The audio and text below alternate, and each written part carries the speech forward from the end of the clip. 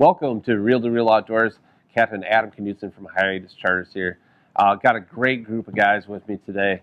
Can't wait to introduce you to them and get talking about these topics. But first, we got to give a shout out to our sponsors, Captain Chuck's 2 here in Ludington, Michigan, and Ludington Beverage.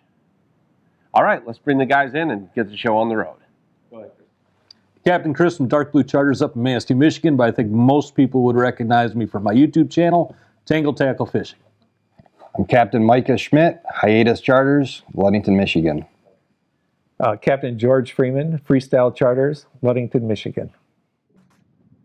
All right, once again, welcome to Captain's Roundtable. Today, Cutwater Spirits is our sponsor along with Captain Chuck's, so make sure you check them out.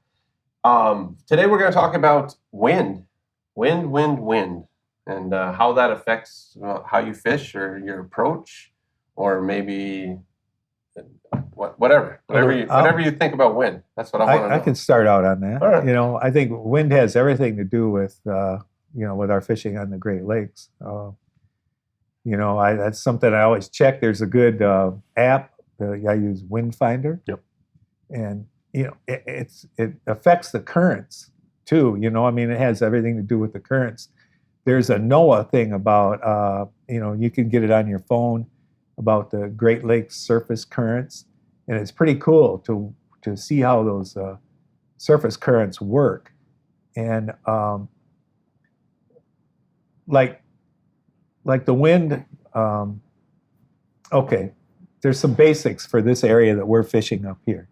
When the wind blows from the east, it's blowing the warm water over towards Wisconsin, and it's letting the cold water come up towards the surface. Mm-hmm. And when the wind's blowing from the south or southwest, which is the prevailing wind up here in Ludington, it's blowing that warm water in up to our point, big Point Sable. So that warm water is going to stack up there. So this is what I'm using for our local information. So those fish are going to be down deeper.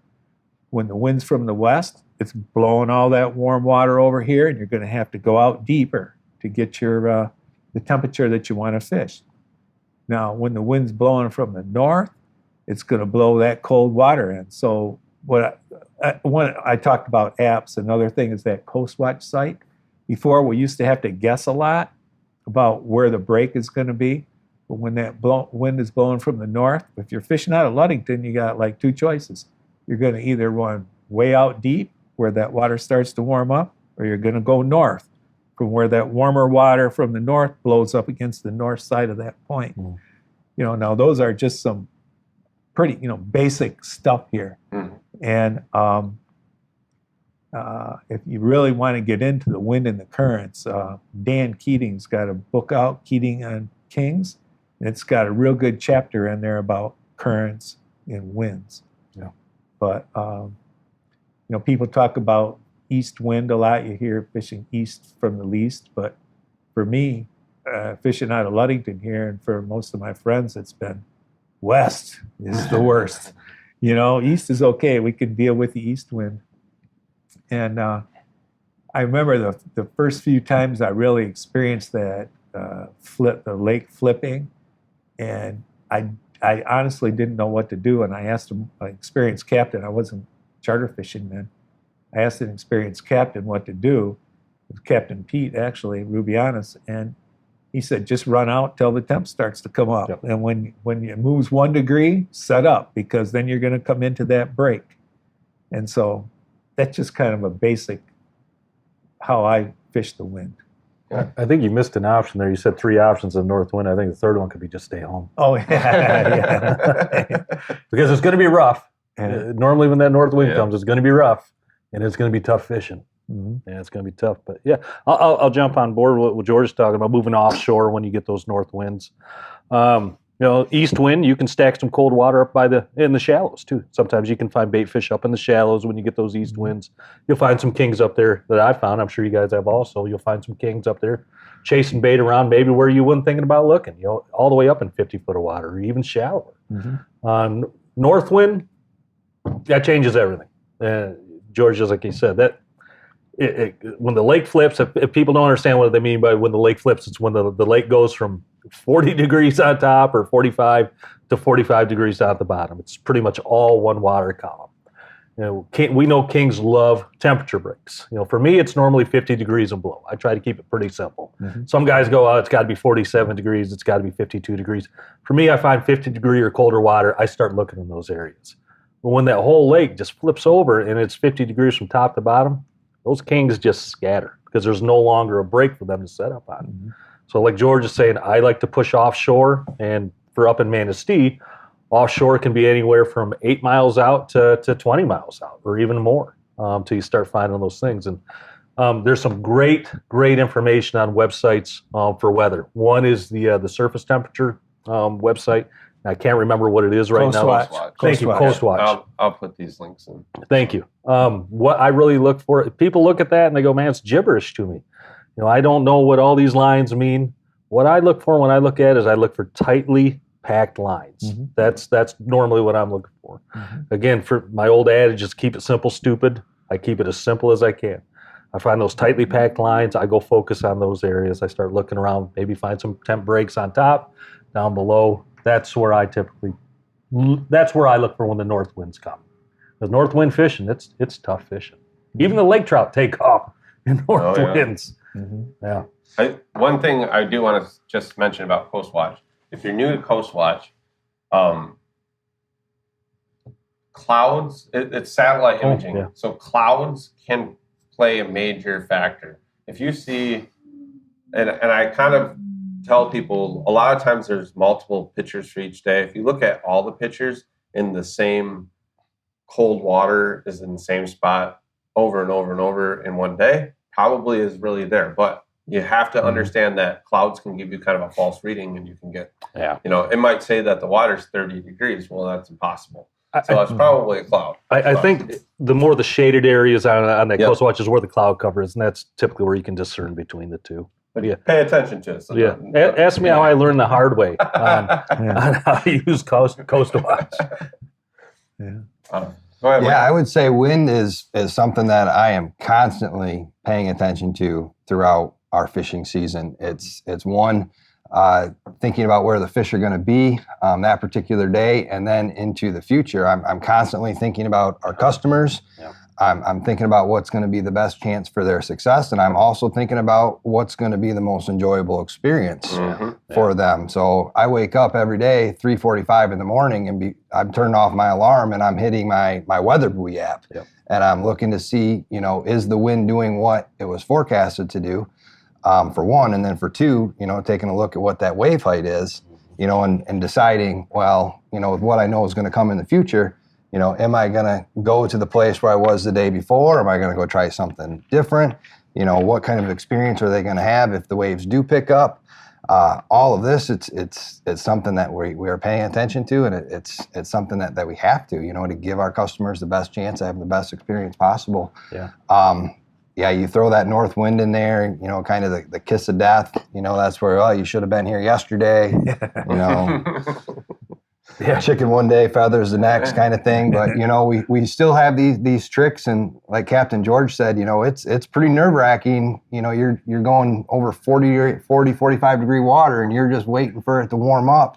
Hoping and praying. You're just like, at some point, because you sit down and you look at your sonar and it's blank, and your customers are looking at that sonar and it's a desert. It's blank. Yeah. And So of course, in demo mode. and generally, if that's the case, getting offshore that day, it's usually there's residual from that north wind. So even getting offshore isn't necessarily your best bet. That east wind, 15 years ago when I started working for a captain in town, when there were a lot of fish around, like you get to a point we were hoping, for some east wind or for some north wind to bring the fish closer to shore and give us a shot at those staging fish. And, we just haven't really had that the last few years. But, it's one thing we're watching, but I also find that as fishermen, we're always hoping for something better. We need a different wind. We need a south wind. We need a west wind. We need a north wind to cool things down. So that's a great point. There's always something. We could go out and catch 20 fish and still want, something better. 20 more? Yeah, the next day. That's such a great point, Micah, when you're talking about, if we get that southwest for 3 weeks straight, and that break goes down to 120, 130 feet deep, that's tough fishing too. I mean, that can be just as tough as a north wind. So yeah, you're hoping for a day or two of north to come around or east, maybe to bring that break up a little bit. Yeah. One thing I'll throw out there, and I think should be talked about. We're going offshore. We all got big boats, and we know that. We all got over 30-foot boats. You got a 31 open, just like I do, and you run a big. Same thing. Yeah, 31 open. So we're pretty well equipped.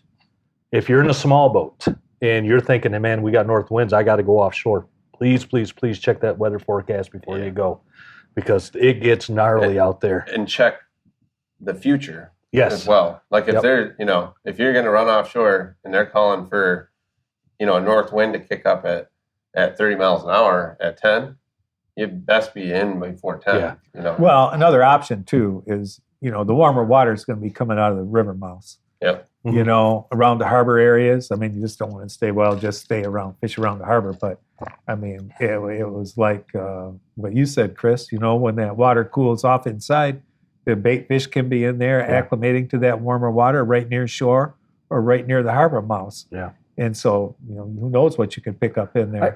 I worry, with us putting this information out there saying you got to go offshore, just use common sense. We've all seen boats out there 20 miles out. Yeah. They're just absolutely struggling to just stay afloat. Yeah. It makes me worry about that. So I just wanted to throw that out I'll there. take the approach of, all right, I'm on a 16-foot boat. And I know most guys are. What you have some huge advantages, really, because one, your boat's on a trailer. You can take that boat anywhere you want. But if you plan where you're going to fish according to what the wind's doing or what it's going to be predicted to do, a lot of times you can have, beating into 3-footers in a 16-foot boat is the most miserable thing you're ever going to do. And no fun. Not safe. Been there. So if you make a plan that, the wind's going to come up out of the south at, 10, 15 miles an hour starting at 9 o'clock, well, I would run south so that my return home when that wind starts is coming from, it's going to be behind me. Yeah. I'm not going to try and run into them. But you know what? I had a 16-foot boat and I made some bad decisions and I had people come get me. Bring my trailer and pick me up in Poundwater, out brown fishing. More than once that happened. You really have to respect Lake Michigan, any of the Great Lakes. They can change in a heartbeat, and the most important thing is to have an enjoyable day. If you're in a small boat and you're trying to troll into the waves, you're going to really struggle to get good speed or good direction. You're going to have an easier time with it behind you. But at the same point, if you take a wave over the back of your boat, normally waves come in sets of 3. The first one isn't usually the one that might swamp you, but the next one might turn you over. So you got to respect it. You got to respect Lake Michigan. But don't battle the waves. I learned from George, when you're, say it is out of the north that day. Well, we most of the time will run up to Big Point and fish back towards home. But you run up in shallow water where you have protection from that point. Yep. And when you're running in, sometimes going directly to the port on your GPS, pick your waypoint, you're going to go right back in. It might not be the best option. You might have it easier if you kind of take a kind of trough to near shore where the waves are going to be smaller if the direction is adequate. If the wind's coming out of the east hard and you're way offshore, you're going to have a heck of a time getting back in. Yeah, absolutely. So, understanding that is huge. It's huge. It's just for safety's sake alone. And really, you can't go to the same spot always. I mean, Big Point's the best spot. Today that's where it's going to be. But if the wind isn't going to let you get there, don't try and force it. Especially if you got kids on board. Yeah. The last thing we want kids to come into this fishery and respect the fishery, learn how to fish, enjoy it, turn into the best anglers, beat us, catch more fish than us. You want all those things for kids. Yeah. Nothing turns a kid off more, I think, than taking them out in 5-foot waves in a small boat or even a big boat. Yeah. And they just get beat up or seasick or both. And it's just, it's not the way to introduce somebody that's young and looking to get into the sport. And I would say with the technology, the forecasting today is better than it was 10 years ago, better than it was 15 years ago. And looking at the weather buoy data and having an idea, what's going to happen, I think is something you got to take advantage of. Plan a different day. Yep. Just plan a better day. That weather buoy is really a lifesaver. Isn't that amazing? Yeah. And I don't mean to take over this in any kind of way, but on the Tangle Tackle website, I don't know if you guys know there's a new Tangle Tackle website up. If you go on that thing and go under the information section, all of that weather data is now on that website. So if you ever need it in a pinch, instead of searching all over the internet, you can go on there, you can bring it all up right there. The buoys, NOAA, nearshore, offshore, all those things are right there. I think, if I'm not mistaken, we have it on the Ludington Charter Boat Association. Charter Boat Association website too. I think that's great, so you can get there fast, get everything that you need instead of having to search all over the place. But that should be, it should be part of your morning program, like putting your drain plug in, is checking the weather. It should be right there. And the drain plug's maybe a little bit more important. But, if you have a routine that you do in the morning, Micah said 3:45. I get up at 3:45. I go downstairs. I start a pot of coffee, and I check the weather. That's what I do every day. Yep. So, and then, we make a lot of decisions to try to have a really nice troll. And we want people to enjoy it, be on an enjoyable troll. And that's where the West comes into play. Yeah. Not very nice. West is tough. Yeah. Especially in the dark, first thing in the morning. So, George, I got a question for you, because I think you have more knowledge than anybody else here at the table. What do you think wind does to currents? Well, and how do you adjust? With Big Point Sable up there, it's really hard to predict. It's like, okay, say that the wind is coming from the south, southwest. Mm-hmm. All right. So your surface current is going to be coming from the southwest.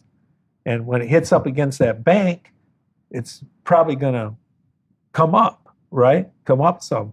But what the bottom current's doing is something that's different. And I think it's really hard to predict. Oh, absolutely. And so I have that fish hawk on my boat. Yeah.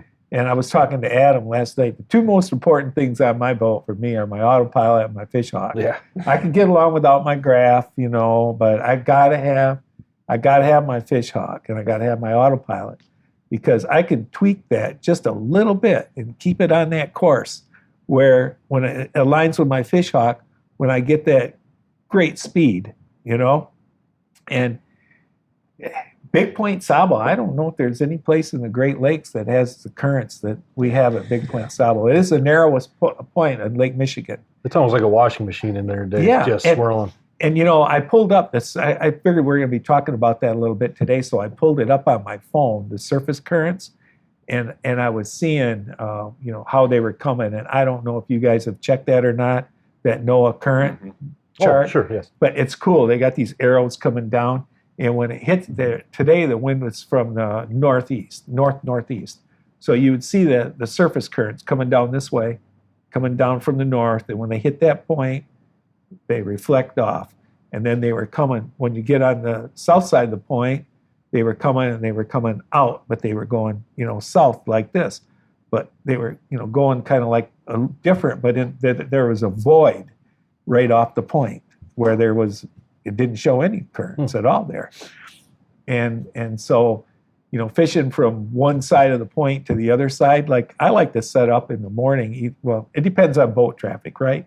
I mean, there's times when it's better to set up closer along that shelf and closer towards Ludington. Then there's times when boat traffic just won't allow it. So I go north, or the fishing might be north of the point. So when you're there, it seems like the currents, the further you get away from the point there a little bit, they're more steady. Tame? Yeah, more predictable too, and not as bad. Yeah. But there are some days where it's just when you're fishing up there, where the speed is fast on top and slow on the bottom, and it just, I just fight it, and then all of a sudden it's like, heck with it.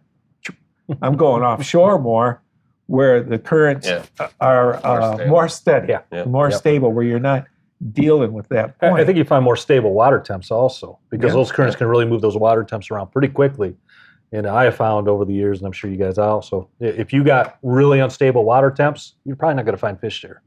Yeah. And another thing, pay attention to is when you look back at your lines, I always try and, deal with the current that way. I want to try and keep my lines as straight as I can, so I'm catching fish like on both sides of the boat. But sometimes you're just going to pretty much catch them on one side of the boat, and you got to deal with that because at least you're catching some fish. And then your first mate laughs at you because his side's catching all the fish. Yeah, but the surface currents are pretty easy to predict. But the undercurrents, I don't know. And I feel like the last couple of years at Big Point, they've been even worse. And I don't know if that's because of the high water, but it just seems like we've had some treacherous currents up there. And then you throw in kind of our low fish number, it's been easier to make a decision to go fish someplace else instead of fishing at Big Point. And like what you said, setting up north of the point, I would much rather set up either right on the point and troll north and not even deal with it if I don't have to. Mm-hmm. Yeah, you're looking at your one side of your wires or under the boat, and you're looking at your guy you're fishing with, and you're just like, sorry, you got to deal with it because this is what we're doing. This is the troll that's going to work.